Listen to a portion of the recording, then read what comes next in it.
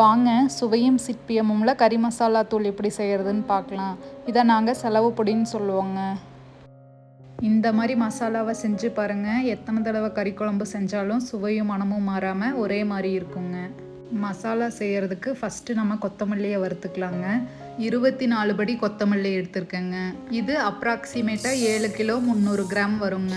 Bulk preparation பண்ணுறங்காட்டி வறுக்கறக்கு ரொம்ப நேரம் ஆகும்னு சொல்லி நான் விறகடுப்பு யூஸ் பண்ணியிருக்கிறேங்க. நீங்கள் கேஸ் ஸ்டவ்வில் கூட வறுத்துக்கலாம். கொத்தமல்லி நல்லா செவந்து வர வரைக்கும் வறுத்துட்டு ஒரு பாத்திரத்தில் இந்த மாதிரி கொட்டிடுங்க. அடுத்தது 1 படி சீரகம் எடுத்துருக்கேங்க. இது 1/2 கிலோ. சீரகம் கொத்தமல்லியை விட கொஞ்சம் சீக்கிரமாகவே வறுபட்டுருங்க.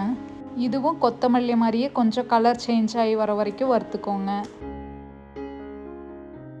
அடுத்தது மிளகு வறுத்துக்கலாங்க. நான் இன்றைக்கி 1/4 படி மிளகு எடுத்துருக்கிறேன். இது 140 கிராம் வருங்க. மிளகை வறுத்துக்கிட்டே இருந்தீங்கன்னா கொஞ்சம் ஒயிட் கலர் மாதிரி சேஞ்ச் ஆகி வெடிக்க ஆரம்பிக்குங்க. அந்த டைமில் எடுத்து கொட்டிடுங்க. அடுத்தது வெந்தயம் எடுத்துக்கலாங்க. வெந்தயம் நான் இன்றைக்கி 1 கை எடுத்திருக்கேன். இது 20 கிராம். வெந்தயமும் நல்லா செவக்கிற அளவுக்கு வறுக்கணுங்க. நான் காமிக்கிற பாருங்கள். அந்த மாதிரி ஆனதுக்கப்புறம் எடுத்து கொட்டிக்கலாங்க. அடுத்தது கடுகு வறுத்துக்கலாங்க. கடுகு நான் இன்றைக்கி 1 கை எடுத்துருக்கிறேன். இது 20 கிராம். கடுகு வறுக்கிறது எல்லாத்துக்குமே தெரியும். நல்லா வெடிச்சு வருங்க. அந்த டைமில் எடுத்து கொட்டிக்கலாங்க. அடுத்தது வரமிளகாய் வறுத்துக்கலாங்க. வரமிளகாயில் இருக்கிற காம்பெல்லாம் எடுத்துட்டு தாங்க வறுக்கணும்.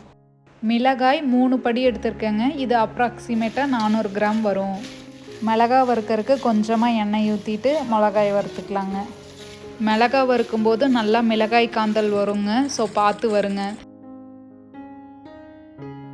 அடுத்தது கறிவேப்பிலை 1 கொத்து எடுத்து வறுத்துக்கலாங்க. நான் காம்போடு அப்படியே போட்டுட்டேன். வறுத்ததுக்கப்புறமா காம்பை எடுத்துக்கலான்னு. நீங்கள் வேணால் முதல்லையே காம்பை கிள்ளிட்டு கூட கறிவேப்பிலையை வறுத்துக்கலாங்க. கறிவேப்பிலையை கையில் எடுத்தால் நல்லா நறுக்கு முறுக்குன்னு சத்தம் வரணுங்க. அது வரைக்கும் வறுக்கணுங்க. இதோட வறுக்க வேண்டிய ஐட்டம்ஸ் எல்லாம் முடிஞ்சுதுங்க. இனிமேல் நம்ம சேர்க்கிறதெல்லாம் வறுக்க வேண்டிய அவசியம் இல்லைங்க.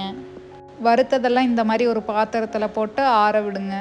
சோம்பு 1 கைப்பிடி அளவு எடுத்திருக்கேங்க. இது 30 கிராம். பட்டை 5 கிராம் எடுத்திருக்கேங்க. கசகசா 4 கிராம் எடுத்திருக்கேங்க. சோம்பு, பட்டை, கசகசா வறுக்க தேவையில்லைங்க. அப்படியே எடுத்துக்கலாம். வறுத்து வச்சதெல்லாம் ஆறுனதுக்கப்புறமா நான் மில்லில் கொடுத்து அரைச்சிட்டு வந்தேங்க. நல்லா நைஸாக அரைச்சிக்கோங்க. அரைச்சிட்டு வந்ததுக்கப்புறமா சூடாக இருக்குங்க. ஒரு சாக்கில் போட்டு ஆறுனதுக்கப்புறமா ஒரு ஏர்டைட்டான கண்டெய்னரில் ஸ்டோர் பண்ணிக்கோங்க. நீங்கள் எவ்வளோ சிக்கன் செய்கிறீங்களோ அதுக்கு தகுந்த மாதிரி பொடியை ஆட் பண்ணிக்கலாங்க. இது சிக்கன் குழம்பு மட்டும் இல்லைங்க. மிளகாட்டி வைக்கிற எல்லா குழம்புக்குமே இது யூஸ் பண்ணிக்கலாம். இதே மாதிரி நிறைய இன்ட்ரெஸ்டிங்கான வீடியோஸை மிஸ் பண்ணாமல் பார்க்கணுன்னா இந்த சேனலை மறக்காமல் சப்ஸ்கிரைப் பண்ணிக்கோங்க.